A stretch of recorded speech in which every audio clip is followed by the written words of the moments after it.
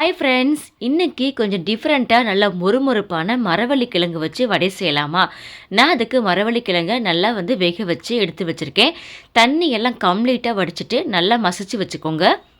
இப்போ இது கூட நான் கொஞ்சமாக சோம்பு, பொடியாக கட் பண்ண இஞ்சி, 2 பச்சை மிளகாய், கொஞ்சம் கருவேப்பிலை, கொத்தமல்லி தழை பொடியாக கட் பண்ணி சேர்த்துக்கிட்டேன். தேவையான அளவு உப்பு சேர்த்துக்கோங்க. இப்போ 1/4 கப்பு அரிசி மாவு கொஞ்சம் கொஞ்சமாக சேர்த்து நல்லா மிக்ஸ் பண்ணி எடுத்துக்கோங்க. மாவு கொஞ்சம் பார்த்து சேர்த்துக்கோங்க.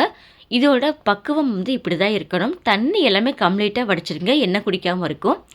இப்போ நான் வடைகளாக தட்டி சூடான எண்ணெயில் நல்ல மீடியம் ஃப்ளேமில் வச்சு பொரிச்செடுத்தா ரொம்ப ரொம்ப டேஸ்ட்டான மொறுமொறுப்பான மரவள்ளி கிழங்கு வடை ரெடி ஆயிடுச்சு. யாருக்கெல்லாம் பிடிக்கும் அப்படின்ட்டு மறக்காமல் கீழே கமெண்டில் சொல்ல மறந்துடாதீங்க.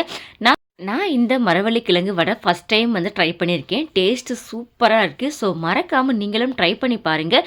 இந்த ரெசிபி பிடிச்சிருந்தா லைக் பண்ணுங்கள், ஷேர் பண்ணுங்கள். தேங்க்யூ.